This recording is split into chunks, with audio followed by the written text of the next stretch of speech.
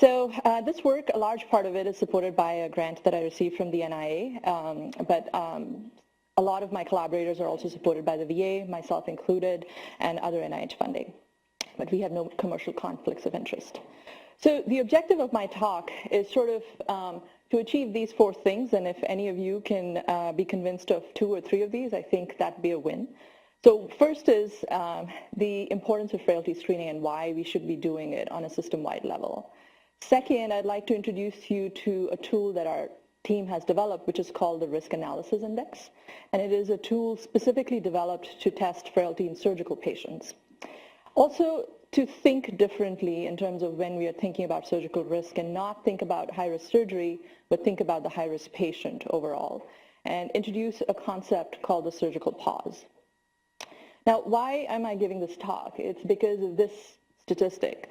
We are facing a silver tsunami in the United States, and by next year, it is projected that Medicare population would be the largest chunk of people in the United States, exceeding 50% of the total population.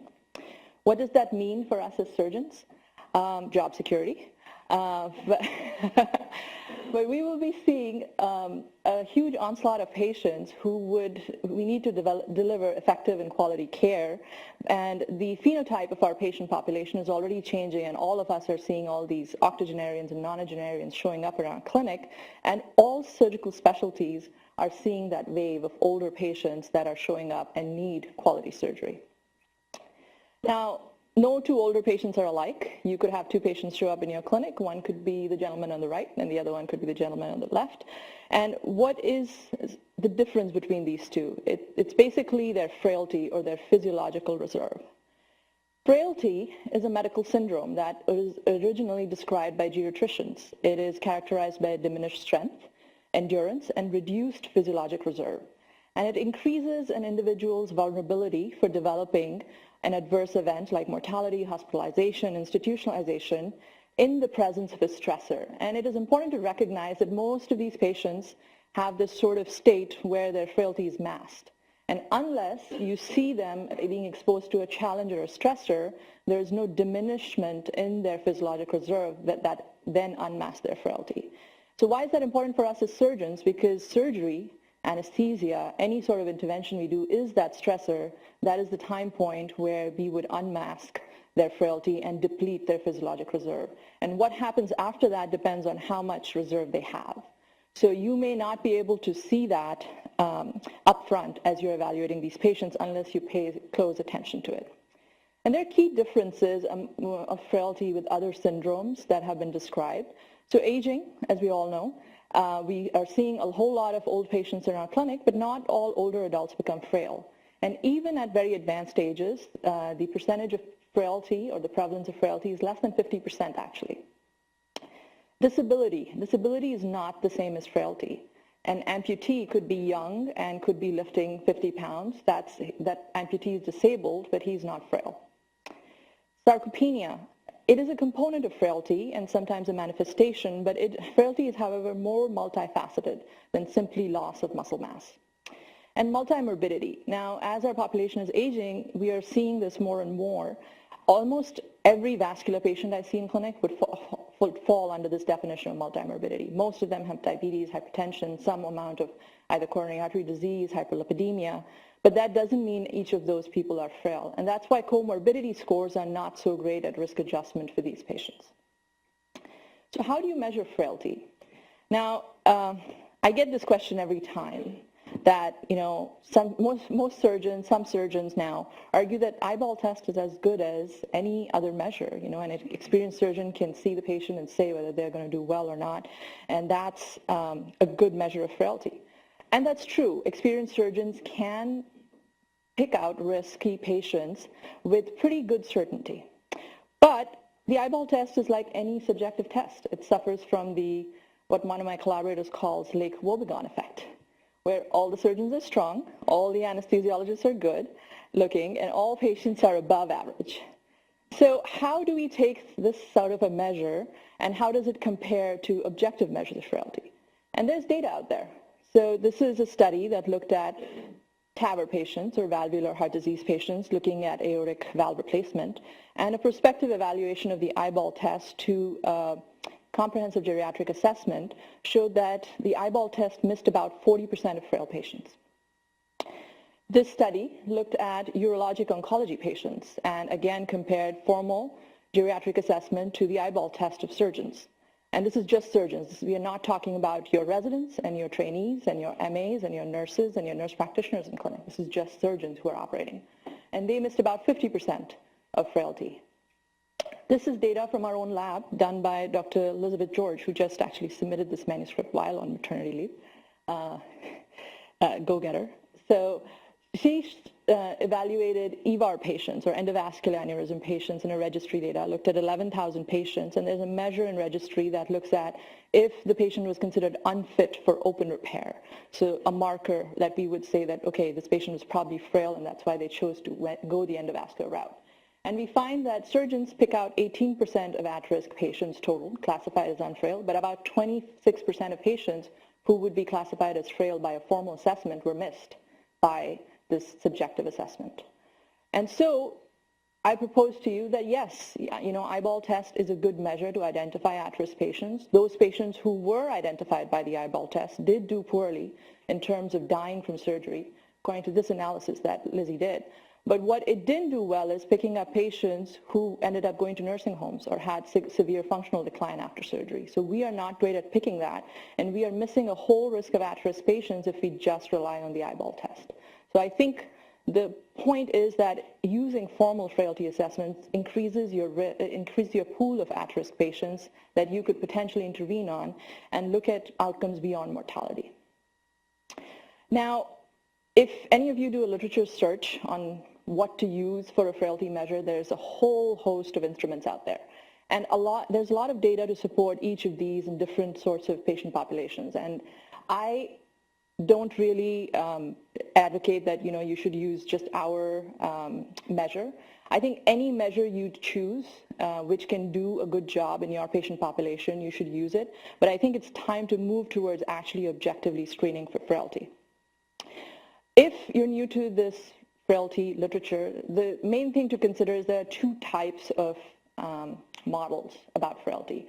One is the frailty phenotype, where the frailty is manifested in terms of physical phenotype that you can see and measure, for instance, gait speed or grip strength.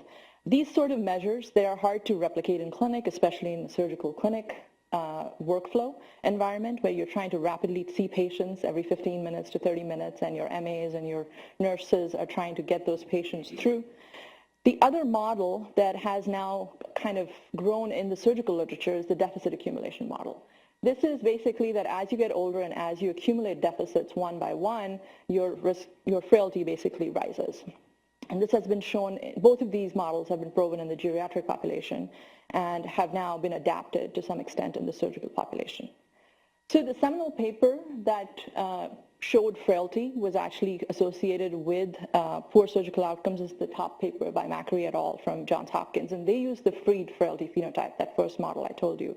But since then, there's been an explosion of data about measuring frailty using different measures, and all of them point to the same thing, that frail patients do poorly.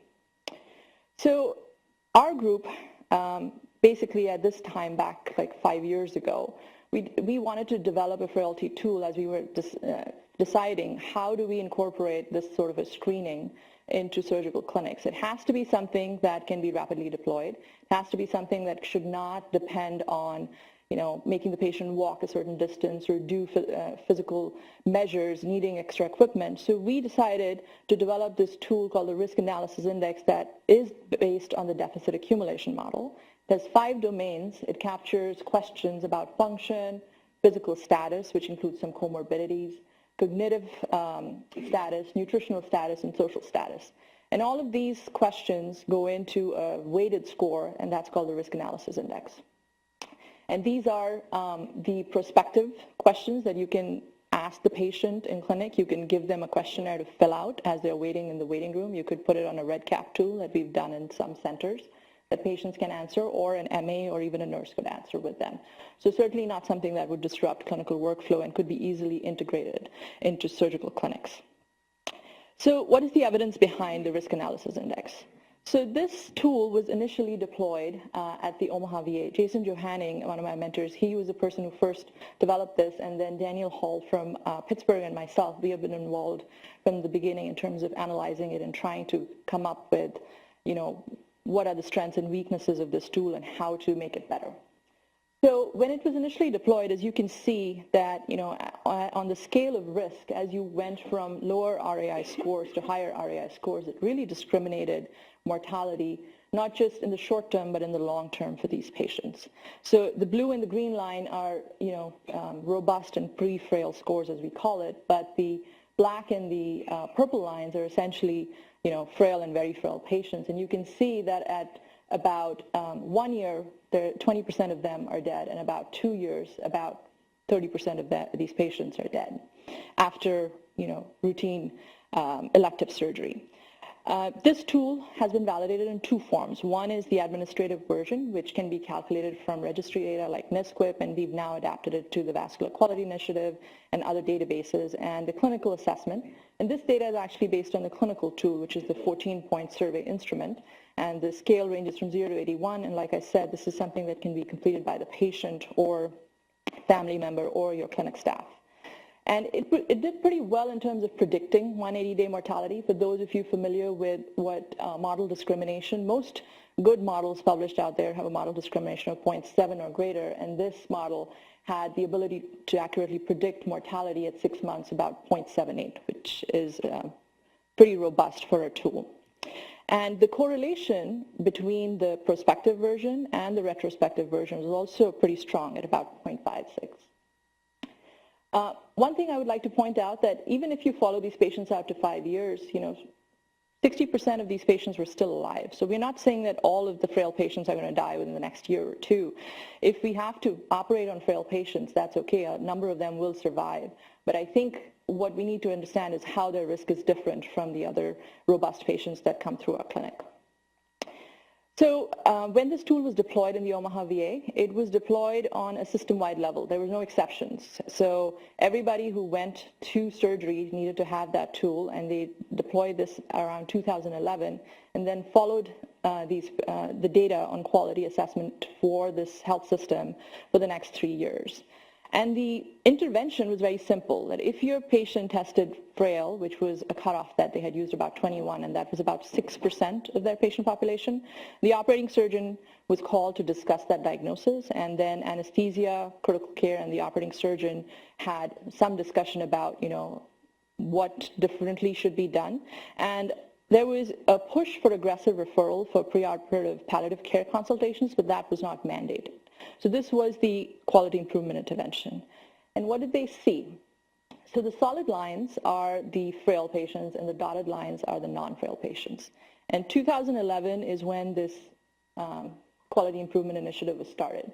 And as you can see that as they started looking for risk and measuring risk and quantifying risk, whether the patient had surgery or not, they even measured that, and only about 1% of the patients ended up not proceeding to surgery. 99% of the patients who were booked for surgery actually did proceed with surgery. And they found a decline in not just perioperative 30-day mortality, but also 6-month and 180-day mortality, and 1-year mortality for these patients. And surprisingly, you also see this sort of Hawthorne effect, where for the non-frail patients, you also sort of see this decline in risk in the dotted lines as they tend to get closer. So you're kind of educating that entire system about risk and how to measure it and how to identify at-risk patients. So this original work seemed to show that the scoring system works. But this was developed actually from a mortality calculator for nursing home residents. And some of the questions were dropped out, like dehydration. It would not be relevant for a surgical patient. But do we think that we could improve this tool and make it specifically tailored to a surgical population? And would this be valid outside the non-VA setting, because this was developed and deployed in a VA setting? And what about women, because 98% of the patients in the VA setting are actually men?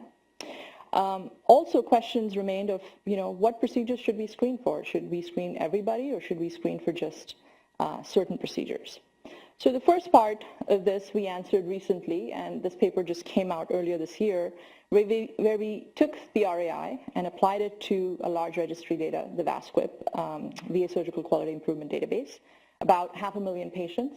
This is how the original score behaved in the VASQUIP data. You know, a C statistic of 0.8 is pretty good, like I mentioned before, for models. But you can still see that the predicted mortality and the observed mortality seem to have, you know, a little bit of a difference even on lower scores. So we recalibrated this tool using this database by using a development and a validation sample, and we made this tool better in terms of predicting risk for surgical patients specifically in a large surgical database. And now it's C statistic improved to 0.84, but what you can see is that the observed and the predicted mortality is very close to each other, especially for the lower scores. And here we're talking about 180-day mortality, and even at scores of about 40 or 45, you can see they are pretty close, the observed and predicted mortality. And at those levels, you're talking about 20% 6-month mortality. So these patients are really frail, and a score of 35 and above would capture about 6% of this patient population. So 94% of the patients would actually fall between scores of 0 and 35, where you could very, very reliably predict their mortality and essentially rule out frailty. So then we took that score and applied it in the NSQIP data, and taking about even more patients, about 1,400,000 patients, and found that the score performed as well in the NSQIP database, if not better, with a C statistic of about 0.87 and very close calibration, again, between the observed and predicted mortality. So the same tool that we had recalibrated in the VA data, we applied that score as is to the ACS NSQIP data and found that the score performs as well, if not better. And then we looked at men in ACS NSQIP data as well as women, and we found that the score did equally well in both patient populations, even though the score was developed specifically in the VA population. So what we also tried to do is bring sort of focus to, you know, what does this mean? What does the score mean? Now, if you had a very resource-intensive setting, you had geriatricians who are running a preoperative clinic, and you wanted to kind of, you had all the resources in the world where you could, you know, send these patients to prehab, do nutritional rehabilitation, you could choose a threshold of RAI as low as 25. That would capture about 20 to 25% of your population, as you can see in the first column of frailty prevalence. The negative predictive value at that point is 99%. So you are essentially ruling out frailty really well, and what you're capturing in that patient population is people who are probably truly frail. And then you could put them through whatever intervention you want in terms of a prehab clinic or preoperative optimization clinic. But if you had a limited resource setting and you just wanted to focus on the very, very frail, you could choose a higher cutoff, like 35 or 40, and you are capturing about 6% of your population, again, ruling out frailty very reliably, as you can see by the negative predictive value. And in that patient population, if you look at the predicted 30-day and 180-day mortality rates by the VASQUIP data, at 40 RAI value, you're talking about 8% 30-day mortality and about 27% 6-month mortality. I mean, those are figures that should give any surgeon pause if you're offering surgery to these patients. And the 30-day mortality, I put these tables together to show that VASQUIP data and ACS NSQIP data, you find very similar 30-day mortality. So my guess is that 180-day mortalities, if we had the data to follow out these patients, would be pretty similar in the ACS NSQIP. But again, we get asked this question a lot of times. You know, it's just a hernia, it's just a small procedure. Do we really need to do all this assessment? And, you know, does it really matter for small procedures? And it's true, most of the research in surgery risk assessment has been focused on high-risk patients. If you look at the seminal papers by Burkmeyer and all group, they looked at 8 high-risk surgeries and sort of, you know, showed failure to rescue, mortality risks, and what happens to these patients in terms of surgical quality around those high-risk surgeries. But already around these high-risk surgeries, there are highly sophisticated teams developed. You know, surgeons use their eyeball test much more when they're doing these high-risk surgeries. But the majority of procedures done in the United States, in any hospital, including the VA, are lower-risk surgeries. These high-risk surgeries account for about 5 to 7% of the surgeries done in any major academic center system.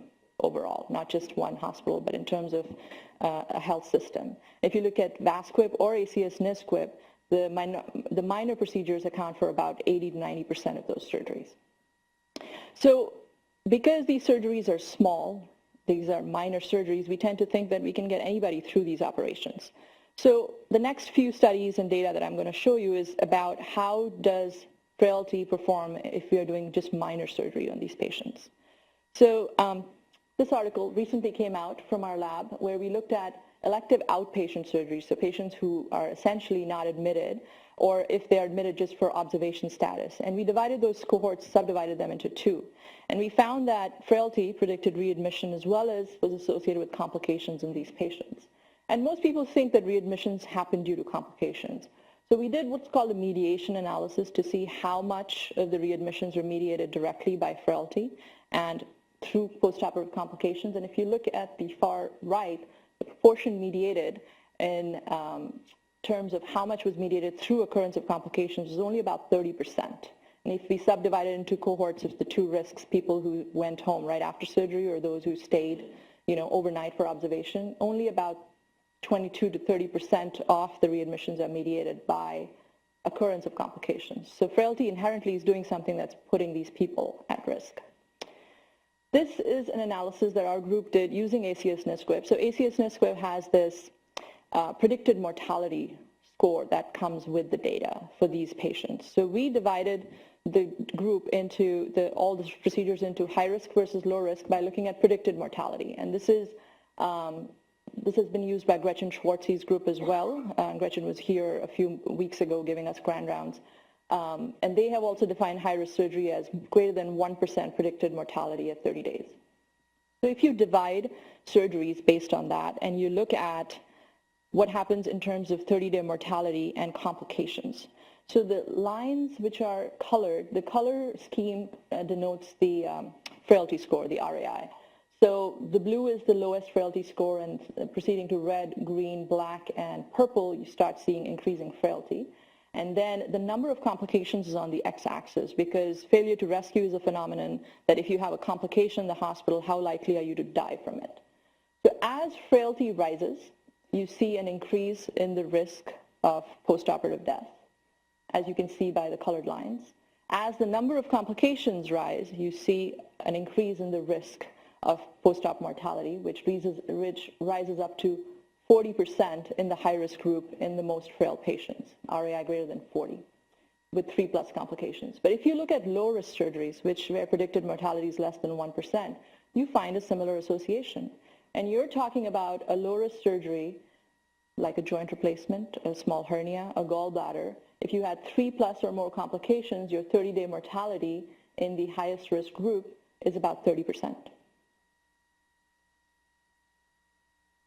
So instead of just using metrics such as predicted mortality or RVU scores, we decided as a group that why don't we rate physiologic stress and see if we can come up with a scoring system where a group of surgeons, anesthesiologists, critical care physicians can come up with how stressful do we think this surgery is and how does that perform when we show the interaction with frailty.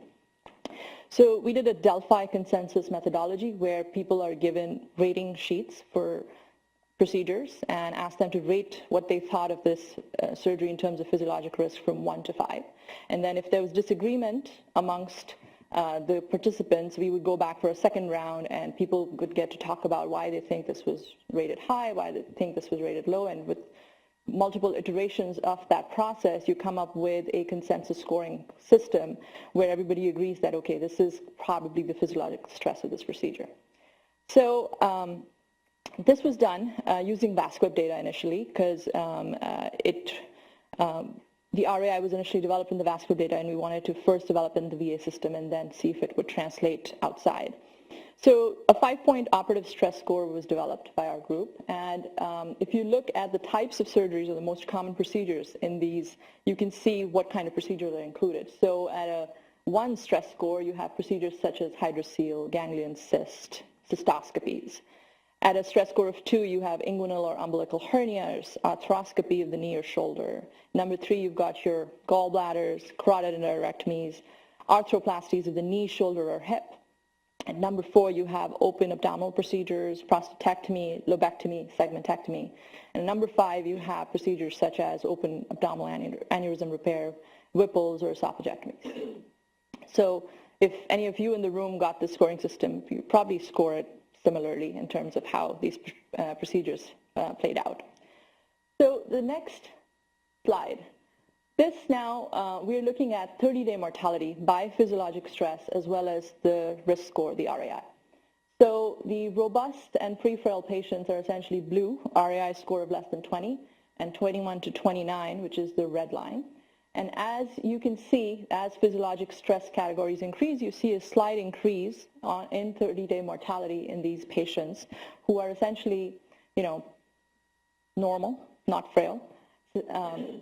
But once you start looking at the frail patients, which is an RAI score of about 30 to 39, you start seeing an increase in 30-day mortality more than in each of the categories of physiologic stress. So not just for the high-risk surgeries, but also for stress categories of 1, 2, 3. And you're talking about a 2 to 5% risk of 30-day mortality for these patients for low-stress procedures. If you look at the highest risk of frailty, 40 or more RAI scores, for procedures such as umbilical hernia, inguinal hernia, ganglion cysts, you're talking about a 30-day mortality of 10% for these patients. And if you go up to the higher stress scores, you are seeing a 30-day mortality of 20 to 25%. Now, for the highest risk category, we saw a drop. And we think this is because of 2 reasons. So this is our hypothesis, and it would need to be tested with qualitative or mixed methods work, that maybe we're already pre-selecting this high-risk group so well that we are not really selecting as many frail patients. And if we do, there's this concept that Gretchen Schwartz's group has described of the buy-in or a surgical contract that surgeons have with their patients, that we're doing this big surgery, if we have complications, we're going to do everything to get you through that. And maybe that's why you're not seeing that sort of a high 30-day mortality with these patients. And if you translate that to 6 months, and that was another reason for doing the Vascular data here, is because we have longer-term follow-up. I mean, we are talking about ganglion cyst removals and umbilical hernias and inguinal hernias having a 6-month mortality for the highest risk patients about 30 to 40%. Now, we don't think the surgery is causing this mortality. These patients are probably frail, but is the surgery causing their trajectory to change? We don't know. So how do we test that hypothesis? If we look at the number of complications as they increase, the similar analysis that we had done for the low risk versus high risk, and rate this by physiologic stress, we again start to see the same trends, that as frailty increases, as each panel is of rising frailty, you start seeing increase in mortality, especially as more and more complications occur in these patients with increasing physiologic stress, where in the highest frailty patients with multiple complications, your 6-month mortality is in the range of 50 to 70%. This is especially important when we consider cardiovascular procedures. There's been this boom of endovascular procedures for treating cardiovascular disease. Every major procedure that we did in cardiac and vascular surgery has been replaced by an endovascular version. Instead of aortic valve replacement, we have TAVRs. Instead of cabbages, we have percutaneous coronary interventions. Instead of open AAA, we have EVARs. Instead of carotid endarterectomies, we have carotid artery stents. And much like what I showed you with the minor surgery classification for the procedures in VasQuip, it sort of lulls us into thinking that, oh, this is minor surgery. We could possibly get these patients through it. So to illustrate this, I'm going to give you a case-based example. So a typical patient we'll see in our vascular surgery consultation, AAA patient sent to you, 75-year-old, diagnosed a few years ago, and it's been slowly growing. Now the size is about 5 centimeters. This is about a size threshold where we start discussing surgery with the patients, and he's here to discuss initial options. Now, data on AAA repair comes from some seminal trials that were done back in the 1990s and 2000s, where they showed that the risk of rupture as the aneurysm increases in size increases, and at about, if the aneurysm is 5.5 centimeters or less, your risk of rupture annually is less than 1%. And risk of doing surgery actually is higher than that. So using that risk-benefit ratio, it's advisable to wait till the aneurysm has grown more than that threshold. And once the aneurysm starts increasing in size by Laplace's law, there's increased tension on the vessel wall for the aneurysm, and you can have an increasing risk of rupture, which, at about a size of more than 7 centimeters is about 32% annual risk of rupture. But these studies that were done that showed this data, they excluded those patients that you would normally classify as frail. The DREAM trial, there was limited life expectancy. If it was less than 2 years expected, they were not included in these trials. EVAR-1, which was another of the seminal trials that contributed to this data, if you were deemed unfit anesthetically for open repair, you would not be included in this trial. There was a trial, EVAR-2, that included patients who were unfit for open repair, and they were either given endovascular repair or they were just followed medically. Now, endovascular repair did decrease their aneurysm or increase their aneurysm-related survival, as you can see by the red dotted line. And if you didn't do an intervention, the aneurysm-related survival was definitely poorer.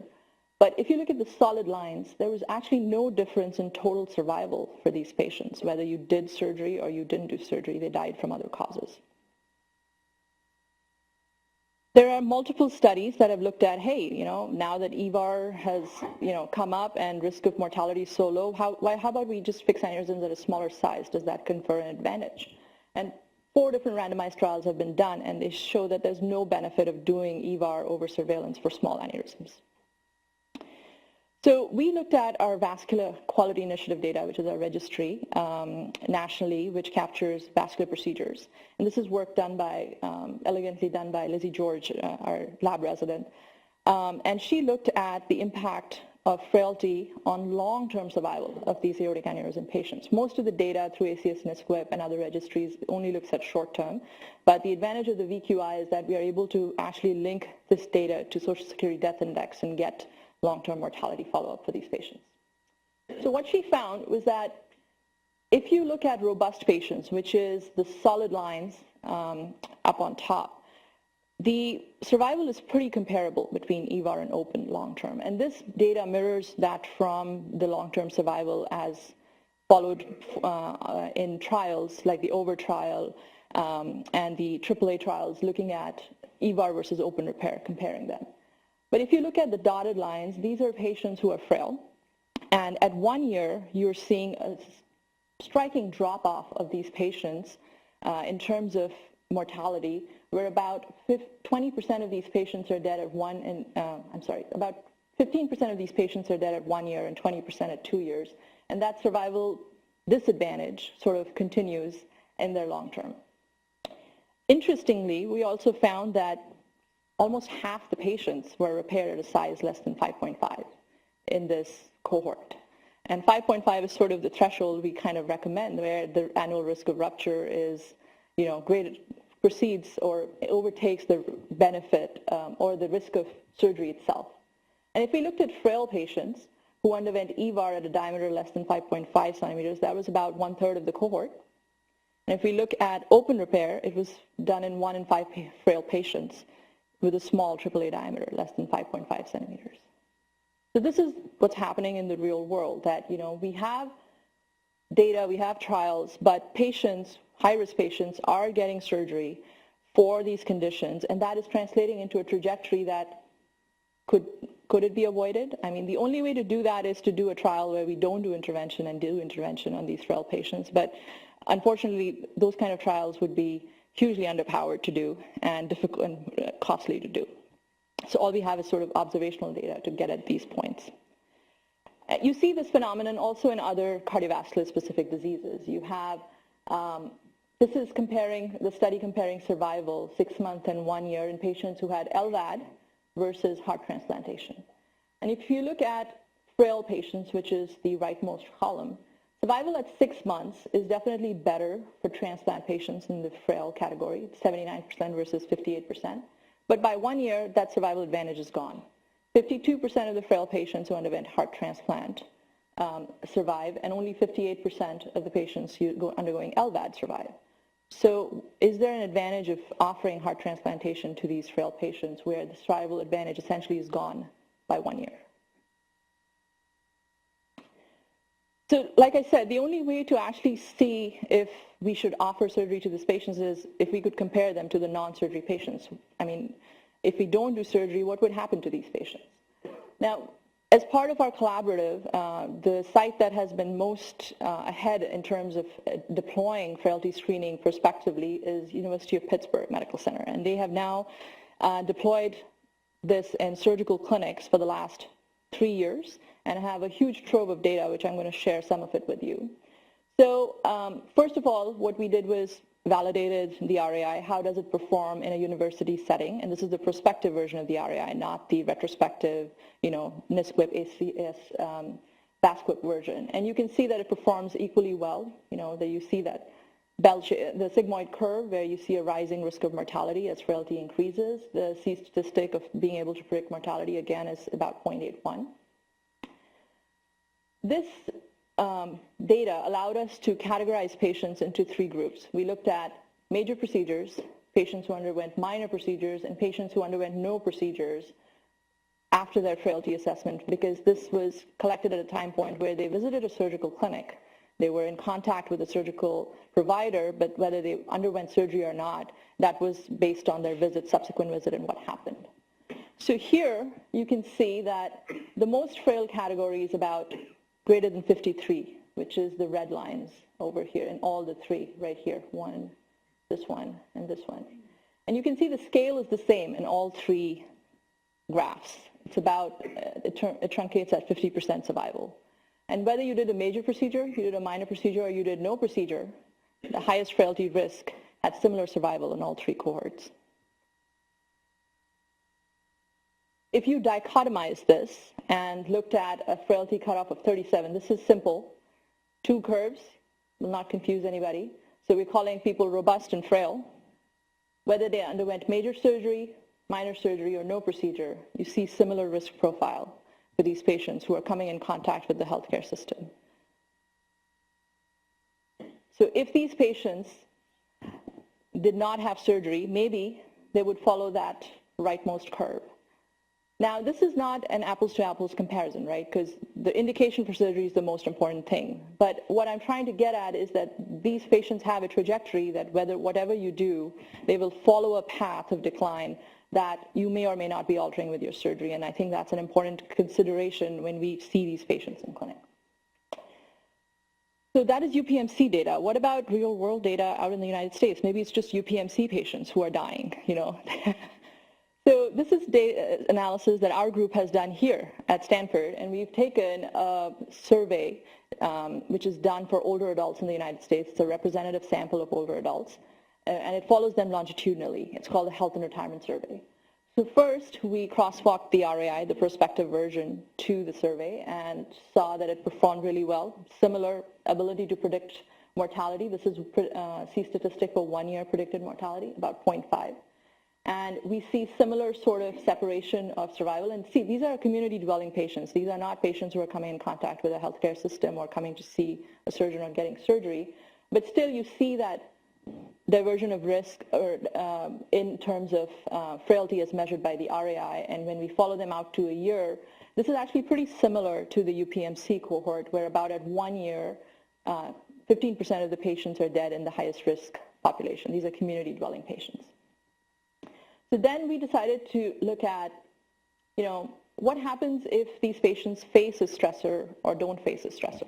And we define stressors as surgery, any form of anesthetic, injury, it could be a simple like minor burn or something that brought them to the ED, and people who didn't have either of these stressors. And if you guys remember from my initial slide of frailty definition, that frailty is unmasked in the presence of a stressor. So these patients, if you follow them out for a year, if they undergo surgery or injury, you see sort of their trajectory as their survival kind of starts to dip down over the first year. But if patients who had no exposure to stressor and they're just kind of living their life out in the community in their homes, only 3 patients died in a year out of the 4,000 patients that had no exposure to a known stressor that we could identify. Maybe they could be living safely at home, and unless they absolutely needed an indication for being in contact with the healthcare system, they would be doing just fine. Frailty has implications beyond just mortality. Frailty costs the healthcare system, it costs the patients. This is a study that took the RAI and applied it in their healthcare system to look at how much frailty was associated with costs. And they found that frail patients were, of course, more likely to die and have an increased length of stay, but overall costs were higher. Net hospital income was much lower for these frail patients. And when you adjusted for multiple other factors that could explain the cost associations, you still found that frailty was associated with increased direct costs, indirect costs, total costs, and a lower net income for the hospital system. And this was true even if you stratified by inpatient versus outpatient surgery, by service lines. This association seemed to hold the same. So in conclusion, frailty predicts risk of adverse surgical outcomes, not just in high-risk patients. And this is where most of us surgeons think, high-risk surgery, or we need to pay attention to the phenotype. What is this patient going to do well or not? But I would argue that we need to look at the high-risk patient, not just for major surgery, but for every sort of surgical procedure that we are about to do to them, because that surgical procedure could change the trajectory of where they're headed. And then this concept of surgical pause, where if you could screen people system-wide and then choose a cutoff or a threshold that, okay, this is where we're going to pause and consider these patients not the normal route, what could you do? You could decide, is this operation necessary?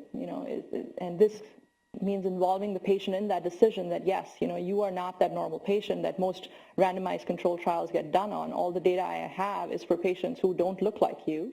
And I'm extrapolating that data to kind of guess how you are going to do. And then kind of come up with a decision whether surgery is necessary or not. And if it is to the patient's quality of life, to their function, it prolongs their life in a meaningful way, then yes, we should go ahead and offer surgery. But I think it is time to have those discussions with these patients, because if the patient is not prepared for it, it could completely change their trajectory. All the data that I've presented so far is mortality, because that's easy to measure. What it does in terms of actual functional change to these patients, there's much research to be done on that. What it does in terms of institutionalization, how many of these patients end up in nursing homes, there's not much good data on that. A lot of things that may be meaningful to the patient is not captured by this presentation.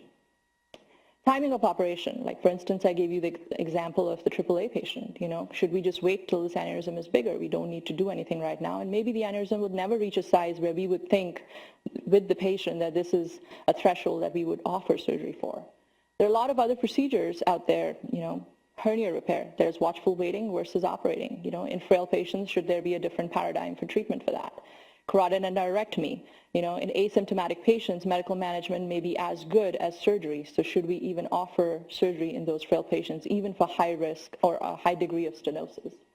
And if operation is necessary, I think the goals of care discussion is really important for this patient population. If you have the resources, I think rehabilitation is certainly an option in terms of exercise or nutrition, in terms of urgency of procedure. It's between the surgeon and the patient to decide. There are multiple regional anesthetic techniques could possibly be used, multimodal analgesia, and there's data out there to show that patients, this is a less of a physiologic stress for patients as compared to exposure to general anesthetic or narcotics. And in terms of discharge planning and case management, this could be a useful tool to kind of plan ahead for these patients, that how do you optimize their hospital course and how do you get them out safely if their surgery is necessary. Now, this is an example of implementing the surgical pause. This is something that UPMC has done. I'm not necessarily advocating this is what we should do, but this is just an example of how a healthcare system has adopted this. So in UPMC, like I said, they have been measuring RAI on a system-wide level in surgical clinics, and it's programmed into the electronic medical record using REDCap. In fact, now they're moving to an Epic-based app that I was trying to do here at Stanford for the last year, but was unsuccessful in. But hopefully, now their Epic app would be available on the App Store in Epic. We can download it and start using it here. So the RAI has been assessed at the time of this data analysis about 120,000 times. And they started, seeing first the uptake, like whether surgical clinics would do it, and they were able to achieve in 2 quarters about a benchmark of 80% screening in clinics. And they decided to choose a cutoff of 37. And that's based on their data, which I showed you, how it dichotomized patients for minor surgery, major surgery, and no procedures at all. And that identified about 10% of their riskiest population, and that's, as a health system, that's the threshold they chose. And that's another point I would like to make, that 90% of your patients would probably usually go through the same traditional workflow. It would not affect it. The pause would essentially affect 5 to 10% of your riskiest patient population, and that's where you would decide whether we need to do something differently. So and the reason they decided on this cutoff was here, it was twice the average 6-month mortality that they could find, twice the rate of 30 and 90-day readmissions, twice the rate of longer ICU stays. So that's the cutoff they chose of 37. That had a strong negative predictive value of about 96%. So they decided to attach productivity bonuses to surgeons, linked for the action that they took for the riskiest 10% of the patients that they saw in clinic. So either option one, you document a risk-informed shared decision-making process, or you refer for further risk assessment and mitigation. And that could be to their PCP or to the Center for Pre-Surgical Care. Initially, as expected, compliance was poor, but 100% compliance was achieved in February because they couldn't bill for the visit unless they chose option 1 or 2. So that's one way. You can do the carrot or the stick. And they decided that they would use the stick. So if you look at the results of their workflow, they saw about 49,000 patients in that time frame, and they were expecting 10% at-risk patients, but only about 4.3% patients were at risk with that cutoff of 37. And out of those, only about 27% patients actually ended up having a surgery. So in terms of actual numbers of patients affected or how it would affect your workflow, it wasn't as much of a burden as they had initially expected. And then there were overlap in terms of what option 1 and 2 did. Some patients had shared decision-making as well as were referred to the Center for Pre-Surgical Care. And eventually, non-operative management was only done in about 28 patients of those who were referred to the Center for Pre-Surgical Care. Some patients underwent rehab, some patients were discussed and chose to have a less complex surgery, and in 20% of the patients there was no delay and the patients just moved forward with the surgery as planned. So, and there was overall a 1-day reduction in length of stay in these patients who went through this process of pre-surgical care. So overall, as we think about surgical risk and the older patient population, this is here to come. There's more and more emphasis on it in terms of not just surgical quality. I mean, there's a geriatric pilot that the ACS-NSQIP is running with the John Hartford Foundation and looking at, what sort of other outcomes we should be looking at: functional decline, cognitive decline, delirium. And CMS and the payers are very interested in this. I gave this talk with my collaborators at CMS a few months ago, and they are very interested in looking at how they can improve sort of quality pathways and workflow around care of these patients, because it's costing the system a lot of money to take care of these patients. So with this, I'm going to end my talk. We have about 8 minutes for questions. I'd like to thank my team here at Stanford, as well as all my collaborators at Emory and across the country, University of Pittsburgh, Nebraska, Dartmouth, and the leadership here who has been really supportive of my work into the exploration of frailty and how it affects outcomes in older adults.